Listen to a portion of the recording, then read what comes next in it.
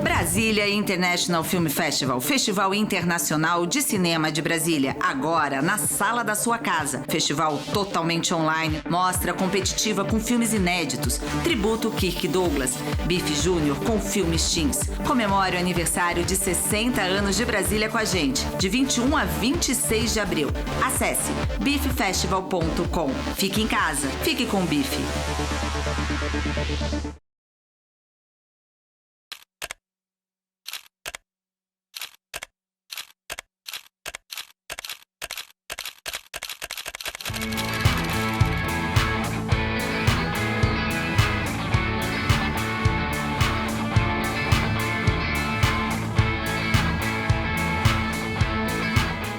Esse é o nosso segundo papo. E aí a gente começa a pensar nas escolas de documentário, exatamente. A gente sempre fala muito das escolas da ficção, né? O cinema italiano, o cinema francês, a Nouvelle Vague, né? O cinema novo brasileiro, enfim. Mas no documentário a gente tende a colocar tudo no mesmo balaio. E não é bem assim. Claro que criar definições ajuda na questão acadêmica, ajuda na questão do estudo, mas é muito bom a gente também usar essas definições para pensar evolutivamente e para quando a gente criar ou assistir, como eu sempre digo, porque mesmo que você não faça documentários, você lê mais, fazer aulas, cursos, eu mesma sou professora de documentário presenciais, né? Estamos aí nessa nossa edição muito especial do Bife, porque a gente está no momento de quarentena. Claro, é o que a gente tem para a gente lidar, essa realidade tão maluca que a gente está vivendo, que eu sei que vai render documentários maravilhosos. Mas de volta a essa nossa aula, esse nosso papo, eu gostaria de comentar as escolas para a gente sempre pôr tudo em perspectiva. E como espectador, pensar sempre, né? Se um filme tem mais de uma escola, da outra escola, mas para a gente pensar nas referências, quanto para quem vai realizar também poder usar essas referências para determinado tema que vai abordar. Porque, de repente, eu tenho um tema que cabe mais um cinema direto, eu tenho um outro tema que cabe um cinema de ensaio.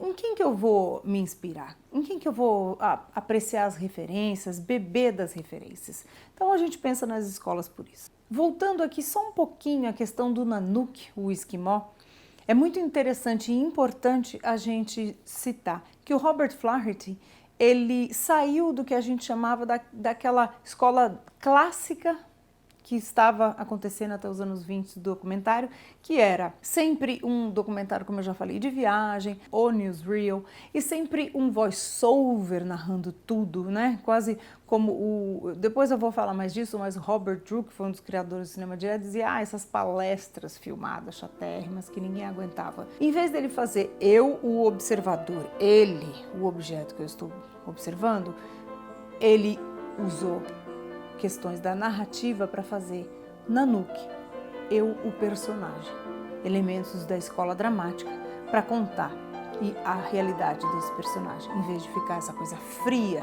eu observo, né? Ele falou, eu, o Nanook, vem aqui comigo, eu diante dos desafios que é viver aqui. Então, essa foi uma grande sacada dele, genial, maravilhosa.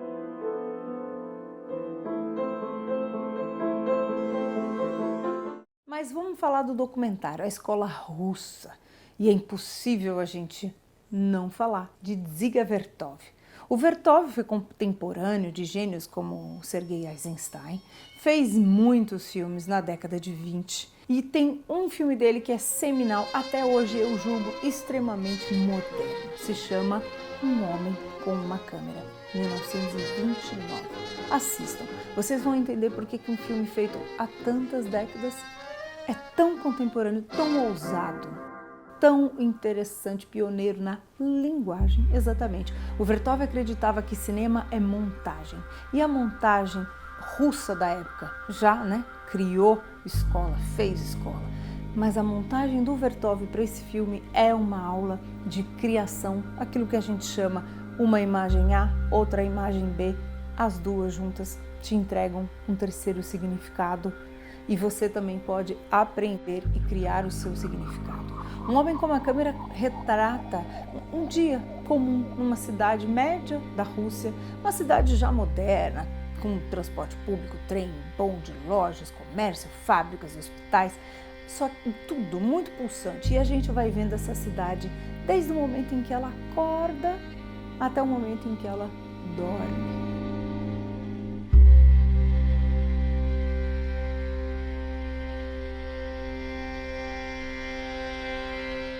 E a gente acompanha tudo isso pelo olhar do homem com a câmera. Tem uma subjetividade ao olhar um tema que aparentemente é geral. Uma cidade, seus personagens, seus tantos personagens.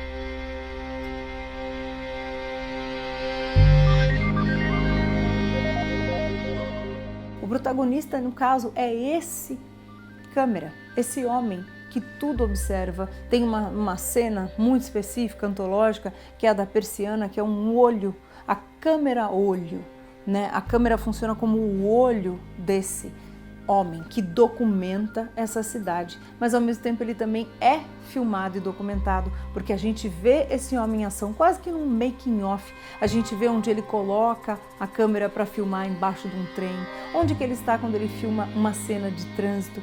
Então esse filme abre muitas das artimanhas de narrativa, olha que interessante, é pura linguagem e ao mesmo tempo nos cria uma subjetividade. É um dos filmes de verdade mais lindos que eu já vi, mais bem realizados, maduros.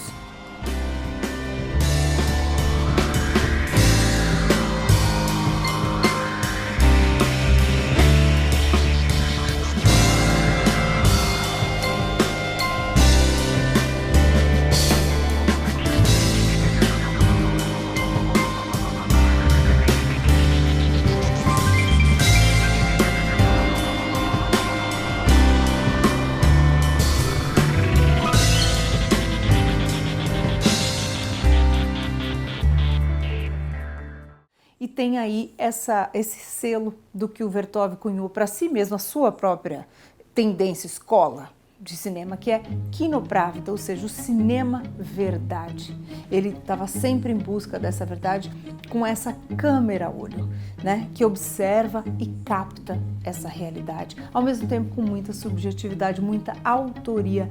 Um homem com uma câmera é uma obra de arte visual e ao mesmo tempo é um retrato de uma época, de uma cidade em que qualquer pessoa, com a qual qualquer pessoa também pode se identificar, porque são cenas que todas as cidades têm, apesar de ser na Rússia, e ao mesmo tempo a gente entende muito a humanidade que está ali. E é um documentário, é um documento sobre um tempo da humanidade, filmaço, por toda essa pesquisa de linguagem, essa montagem pioneira e esse movimento do Kinopravda. É um filme que fala muito dessa escola russa que influenciou e influencia documentaristas até hoje. Quem quer fazer um documentário mais de ensaio, quem aprecia documentários assim, não perca o Kinopravda, o homem com a câmera de Dziga Vertov, grande mestre. Vale a gente dizer que a gente gosta de documentar e criar escolas, cada uma no seu lugarzinho, né, na sua prateleira bonitinha, como se fossem coisas estanques. Não são. Enquanto Vertov fazia seus experimentos, seu cinema verdade na Rússia, os alemães faziam um cinema muito avançado também em questão de tecnologia, os italianos estavam fazendo muita produção, os ingleses. Então as coisas vão acontecendo, obviamente, em paralelo. Aqui a gente divide porque fica mais fácil da gente comentar características principais de cada escola. E tem uma escola, na verdade, produções, tem um nome na Alemanha que a gente tem que falar. É óbvio que é um nome extremamente polêmico. Leni Riefenstahl, que é uma das maiores cineastas da história. Ela que era fotógrafa, passou a ser documentarista aí do do nazismo, de Hitler, documentou, fez aí os vídeos, os branded contents para o governo alemão da época.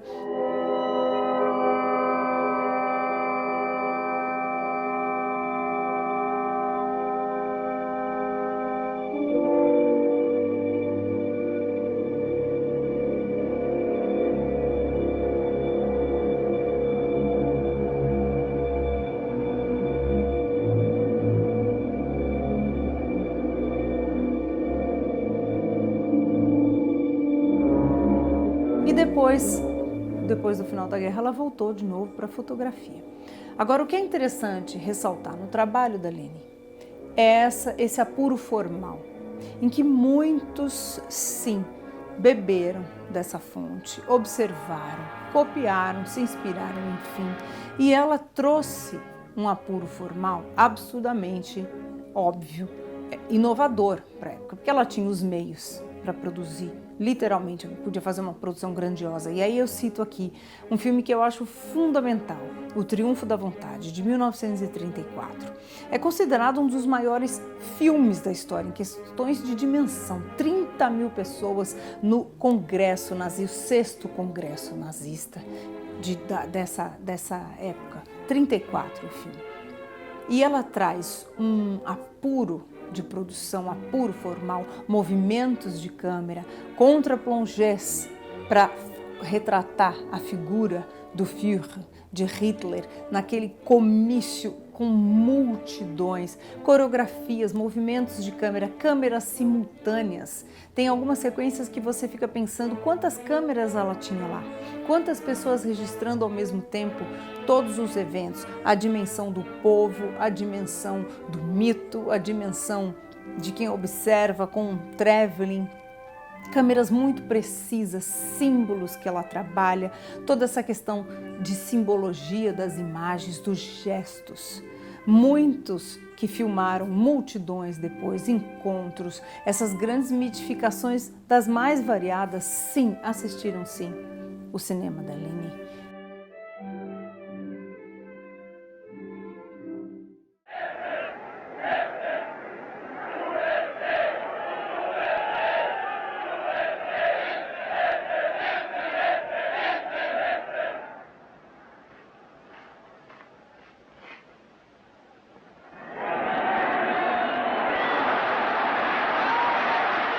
Assistiram esse cinema, que ela também realizou, Olímpia, que é de um formalismo greco incrível, né? A busca dessa beleza perfeita.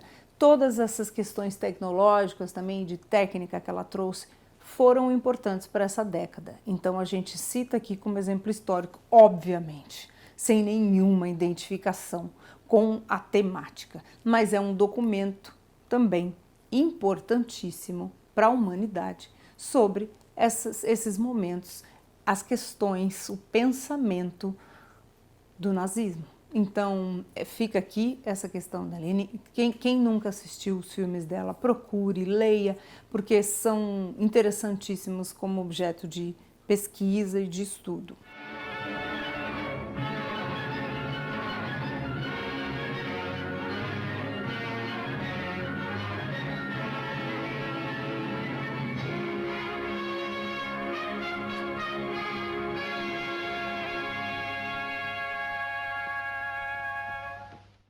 E aí, como tudo é paralelo, tá tudo se movimentando o tempo inteiro, a gente sai da Alemanha e vai para a Inglaterra, para uma escola que é das mais importantes da história do cinema, a Escola Inglesa de Documentários. E eu cito aqui um padrão muito importante de pensamento dos documentaristas ingleses, que é a função social do documentário. A questão de que o documentarista, o documentário, o cineasta tem uma função de cultura, de educar, de abrir os olhos, de iluminar muitas questões para a sociedade. Então isso é muito interessante da gente observar e tem essa responsabilidade, sim, do investimento do Estado no cinema. E isso é muito forte, tanto o Estado incentivando o audiovisual, as artes, o documentário no seu país, quanto a responsabilidade social que o realizador de documentários, de artes, enfim, também tem em contrapartida. Então a escola inglesa, ela funda essa escola, né, para ser redundante aqui, muito importante, do compromisso social do documentário, que perpassa aí até hoje todos os documentários com essas temáticas sociais, políticas que a gente vê.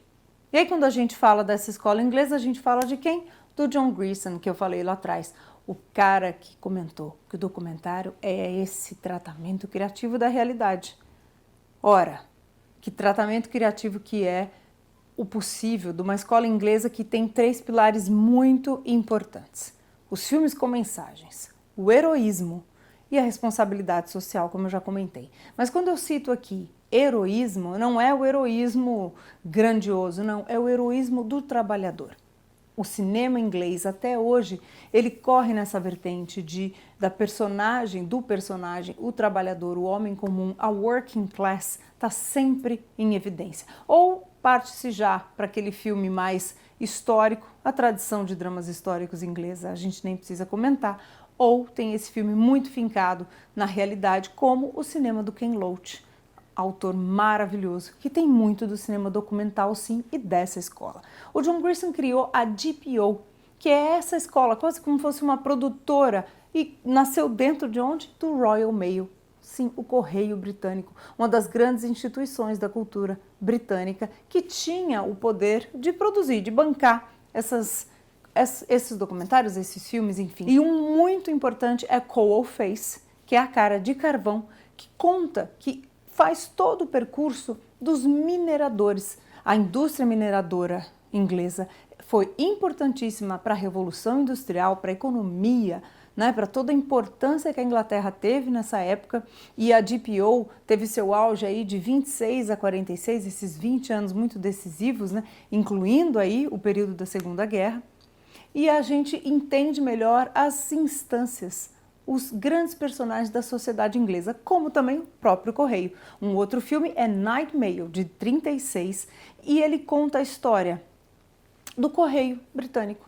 Era tão importante, as pessoas precisavam saber quem são as pessoas que fazem. É como se hoje a gente estivesse fazendo, e muita gente está, um documentário sobre os profissionais da saúde do Brasil. Quem são essas pessoas que fazem com que a saúde caminhe, que as pessoas estejam sendo tratadas, são essas pessoas, não ouvindo o ministro, o presidente, o governador, mas ali a enfermeira, o faxineiro da UTI, o médico ali intensivista. Então era isso que essa escola inglesa trouxe, a responsabilidade social da escola inglesa de documentários vai bater na produção da BBC, que aí se espalha essa escola para o mundo inteiro. Muito do documentário do mundo até hoje bebe nessa fonte de socialmente responsável, de olhar para os personagens secundários de uma sociedade, não celebridades ou grandes nomes, grandes políticos, mas esse cidadão comum que faz a engrenagem andar. Então é uma escola profundamente